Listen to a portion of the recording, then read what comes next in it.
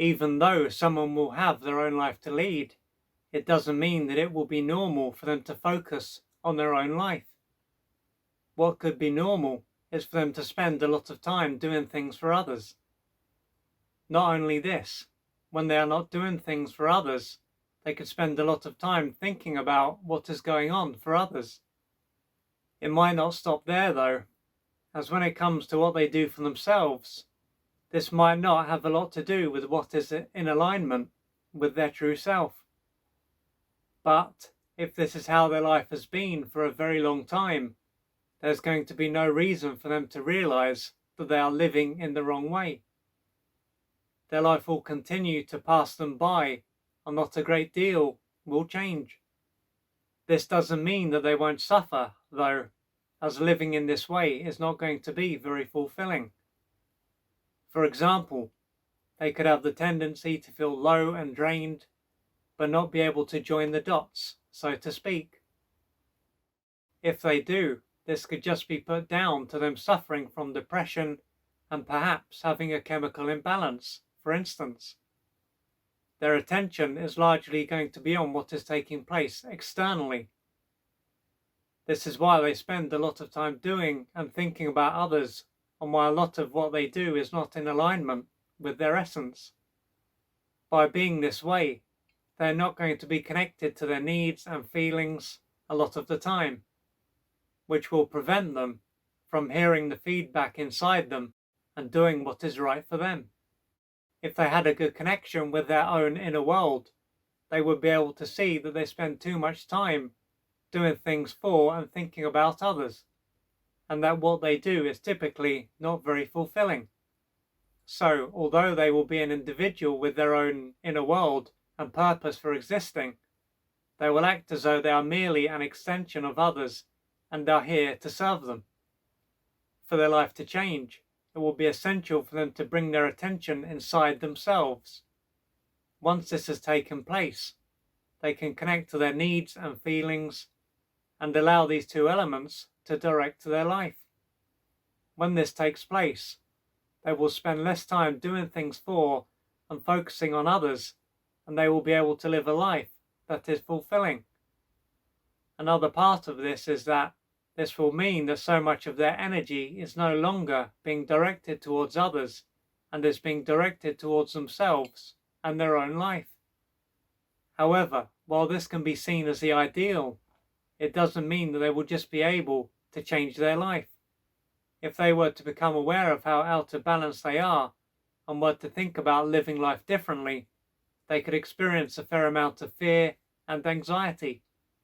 On one side, they will want to live their own life and to no longer be so absorbed in other people's life. But on the other, this is going to feel comfortable. This will illustrate that they are experiencing inner conflict. The part of them that wants to change their life won't be as strong as the part of them that wants it to stay the same. Like an intruder, this other part of them is going to be undermining them. Most likely, this part of them will believe that the only way that they can survive is by being focused on and doing things for others. It is then not safe enough for them to be in their body and connected to their own needs and feelings, and to be there for themselves and others. One way of looking at this would be to say that they are in a state of functional hypervigilance, where their awareness is primarily in their head and on what is going on externally. Naturally, this takes their energy away from themselves and directs it towards people and situations. When it comes to why they are this way, there is a chance that they grew up in an environment that was anything but safe.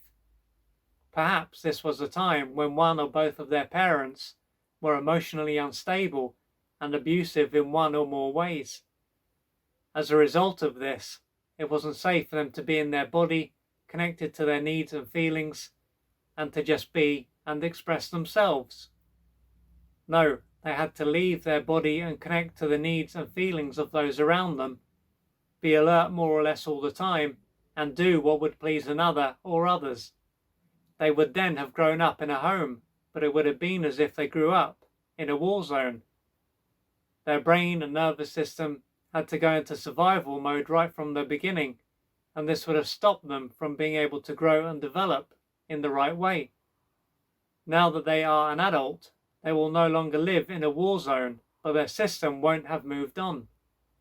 A big part of them will still live in an environment like this, and this is why they will still have such a strong need to be this way. So perhaps you can relate to this, and you can see that you spend a lot of time in functional hypervigilance, so you are very alert to what is going on externally and end up having a very weak connection in general to your own body, so your own needs, feelings, wants and preferences. And so, as I've said, a lot of your energy, a lot of your attention will be directed towards what is going on externally, and so you will be depriving your own body, your own being and your own life of a lot of the life force that it needs in order to really thrive, in order for you to live a fulfilling life. So as I've said, this stage of your life will be over, but a big part of you most likely won't realize this, and this is why you continue to live in this place of functional hypervigilance. So if you can relate to this, the main thing is that you reach out for the assistance that you need to gradually change your life, because what took place wasn't your fault. You didn't deserve to be mistreated. You didn't deserve to live in an environment that was like a war zone. And so it is now in your hands to change your life, to do what you need to do, to gradually live a life that is worth living, to gradually be able to experience inner peace, because that is what you deserve. So do what you need to do to gradually change your life. If you would like to find out more about the services that I offer, please go to www.oliverjrcooper.co.uk or email me at info@oliverjrcooper.co.uk, and I'm looking forward to assisting you on your journey.